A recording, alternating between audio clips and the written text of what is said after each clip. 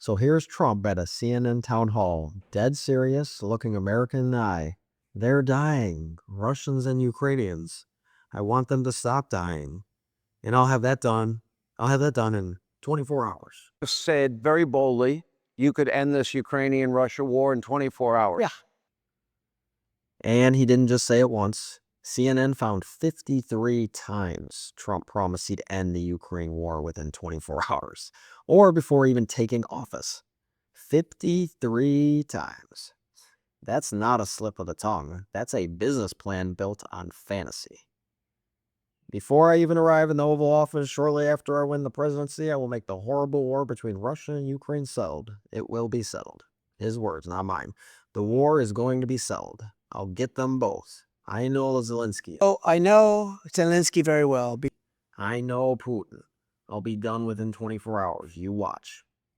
You watch indeed. Well, we watched. It's been over 100 days, and spoiler alert, Trump has yet to negotiate an end to the Russia-Ukraine war, a conflict he boasted would be settled before he even took office. But wait, there's more. When reporters started asking uncomfortable questions about his broken promise, suddenly, well, I was being a bit sarcastic when I said that. What I really mean is I like to get it settled, and I'll think, I think it'll be successful. Oh, sarcastic? Silly us for thinking a presidential candidate was serious when he promised to end a war that killed hundreds of thousands of people. It's like promising to cure cancer in a day and then going, JK, I was being sarcastic, when people start expecting actual results. But guys, this is a classic Trump pivot. Make an impossible promise, repeat it dozens of times to get votes, and then claim it was all just joking around when reality comes knocking. Because nothing says serious foreign policy like treating international conflicts like a punchline at a comedy club.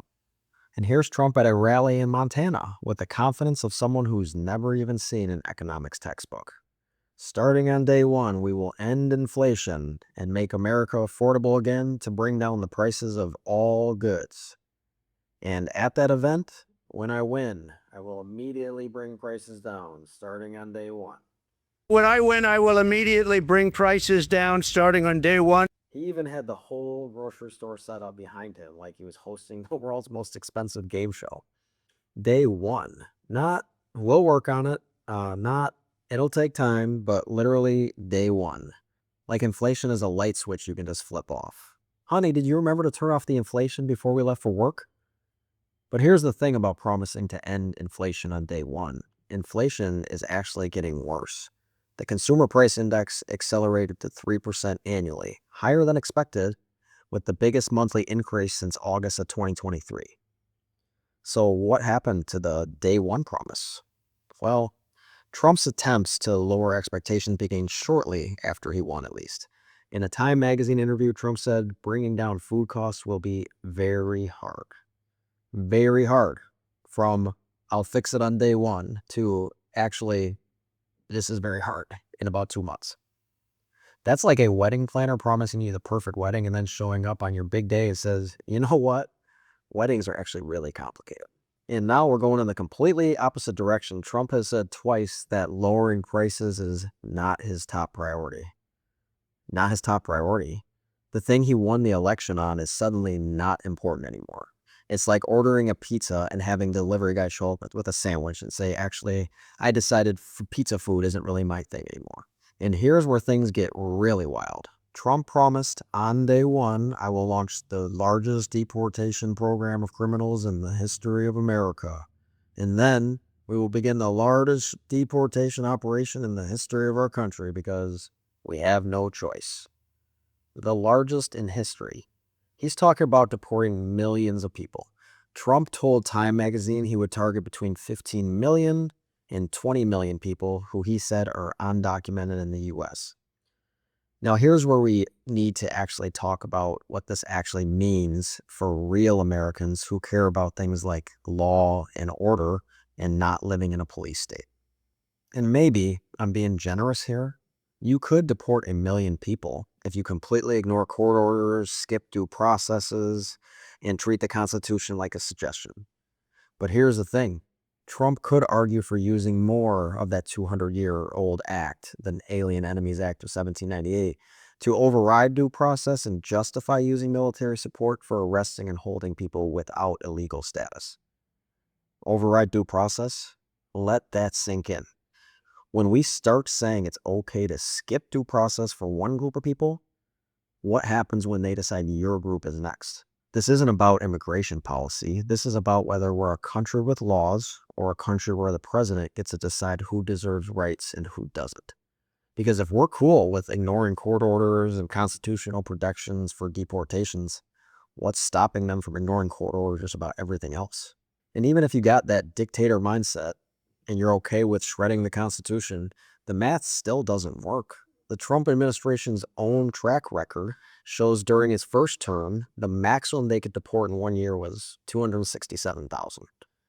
That's with full political will and resources. So when he promises 15 to 20 million deportations, he's not just lying about the timeline. He's lying about basic arithmetic. It's like promising to count to 1 billion in an hour. The numbers literally don't work, even if you never sleep, never eat, and ignore every law in the book. Let's talk about this day one obsession, because apparently Trump thinks the presidency comes with a magic wand and unlimited cheat codes. I will sign a day one executive order ending automatic citizenships for children of illegal aliens. Except tiny problem. Birthright citizenship is enshrined in the Constitution. In attempts to end it would prompt a court battle over the 14th Amendment and could require a constitutional amendment. Just imagine that, guys. Day one constitutional amendments, because apparently rewriting the founding document of our democracy it's like updating your iPhone. Just click I agree and boom, new constitution. And then there's this gem. On day one, end automatic citizenship for everyone born in the U.S., including children or parents who came to the country illegally. Which is like promising to make gravity optional starting Tuesday. Some things aren't actually up to presidential decree, no matter how confidently you say them.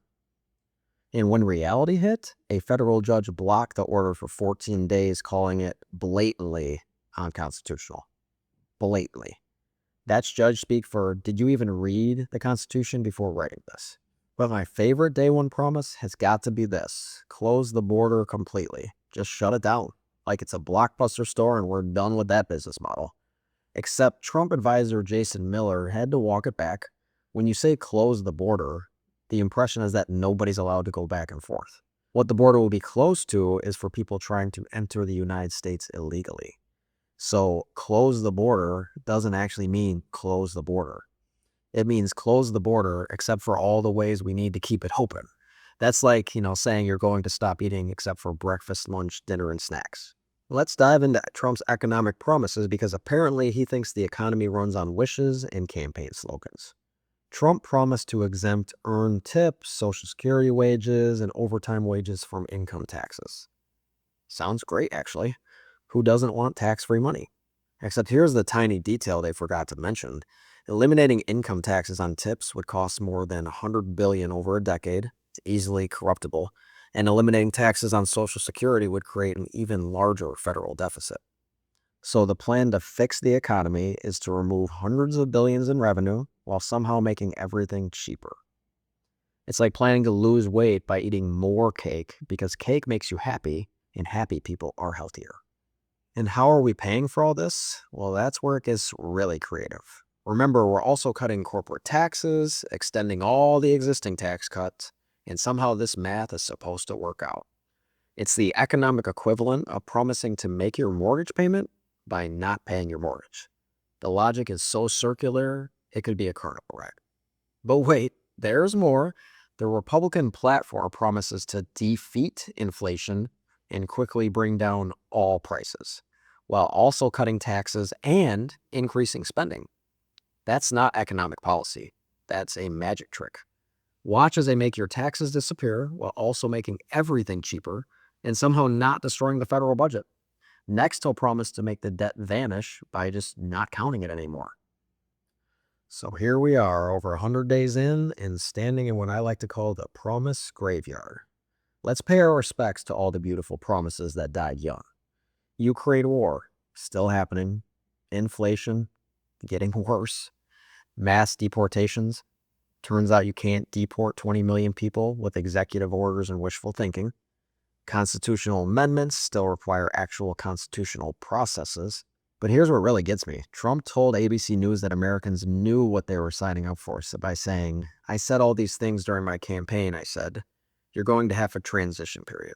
A transition period? Funny, because his sales pitch hardly braced voters for tough times. He often spoke of instant recovery triggered by his inauguration.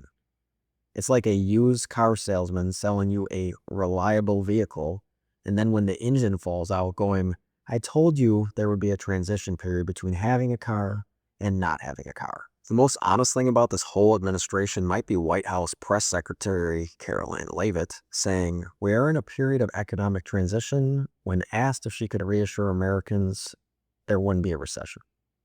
Translation, remember all those promises? Yeah, about that. And the best part, when pressed about Trump's broken promises, Trump's defense is basically, "I was being sarcastic. I meant figuratively." Or "there's a transition period." It's like promising your kids Disney World and then taking them to a parking lot with a Mickey Mouse sticker on a trash can. I said Disney. I didn't say which Disney. This is Disney adjacent. Look, we all knew politicians make promises they can't keep. But this is different.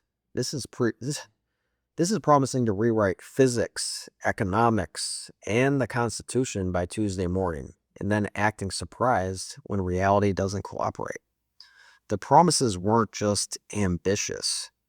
They were mathematically impossible, constitutionally illegal, and logistically insane. But they sounded good in campaign ads, so here we are. So welcome to the promise graveyard, where good ideas go to die and reality comes to collect its debts. The flowers are nice, but don't get too comfortable. There are probably more promises being made right now that I'll need to plot next week. This is Lies of the Orange Era. We'll be back to break down all this bullshit over and over again.